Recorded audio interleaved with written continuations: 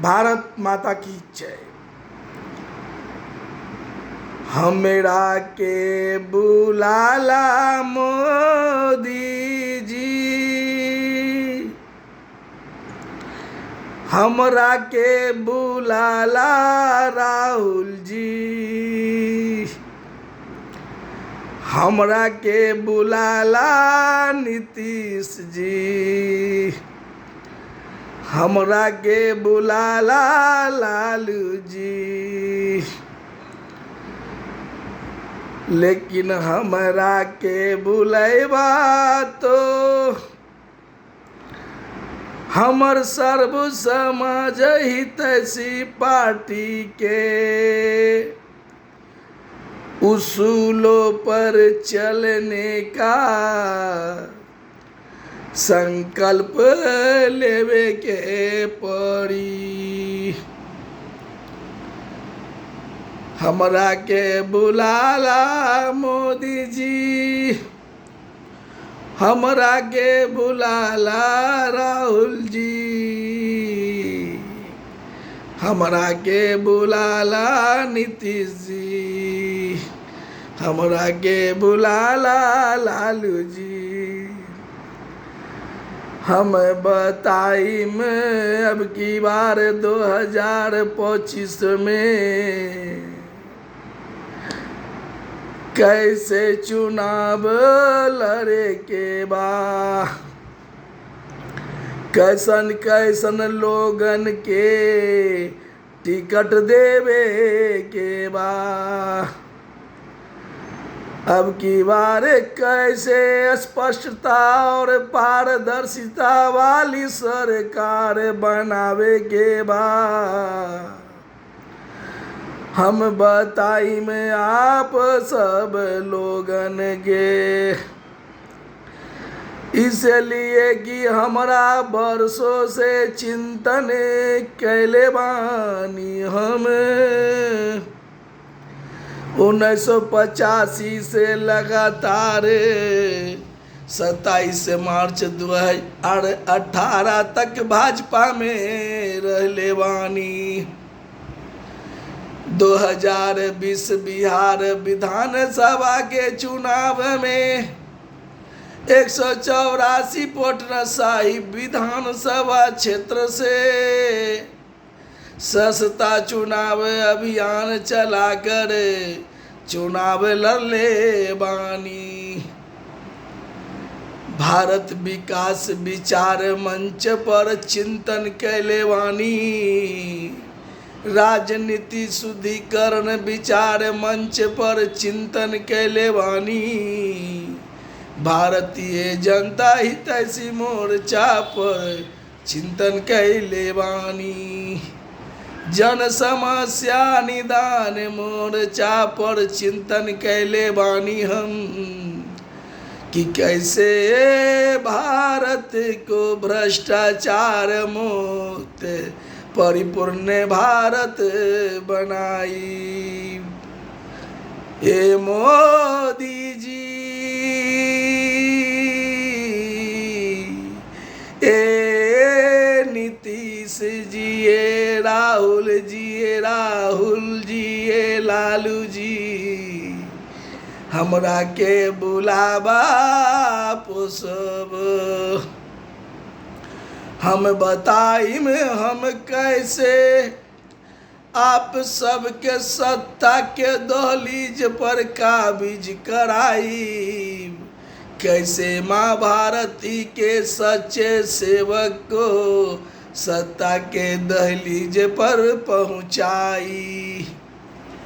ए मोदी जी, ए राहुल जी,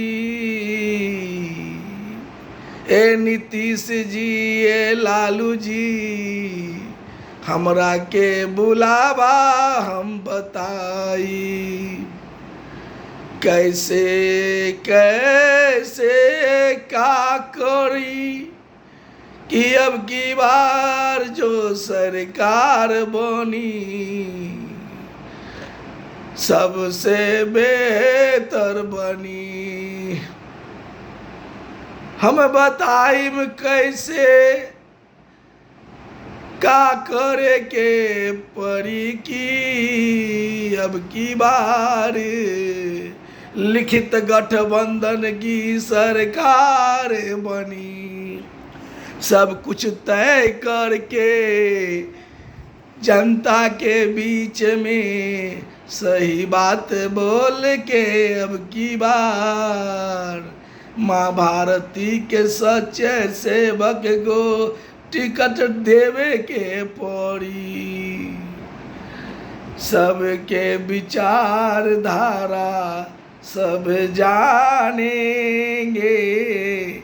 अब की बार सब आप सब को पहचानेंगे।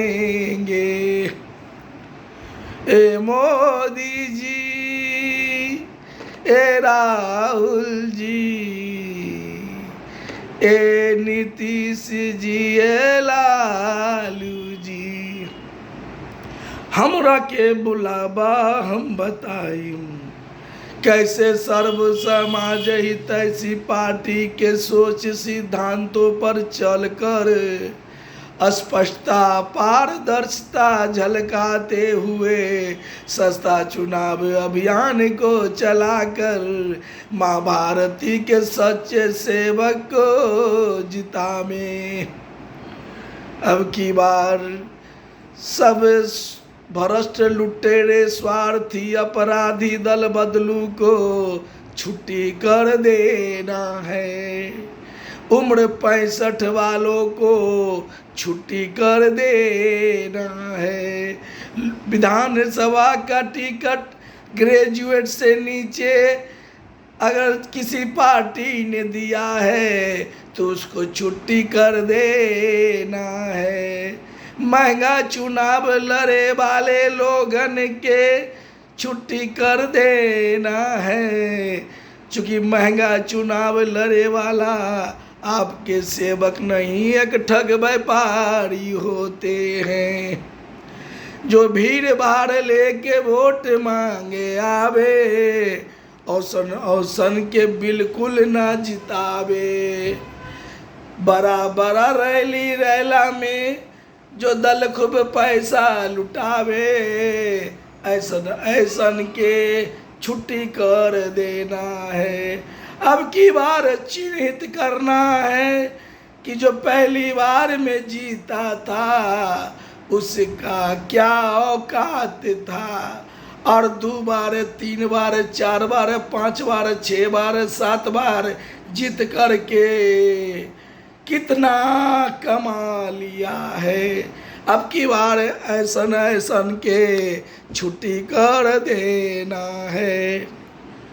अब की बार यही बतिया हम कहतानी सब चुनाव बार बार लड़े वाले उम्मीदवार से कि आपने खूब काम किया है तो आप काहे वोट मांगे लगे इतना खर्चा कर रहे हैं।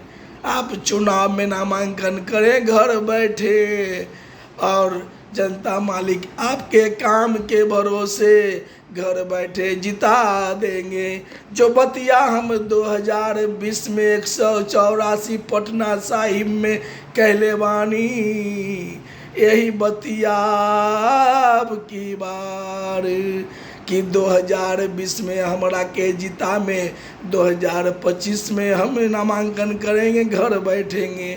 यदि हमारा काम बढ़िया है तो दोबारा में जिताइएगा नहीं तो हरा दीजिएगा।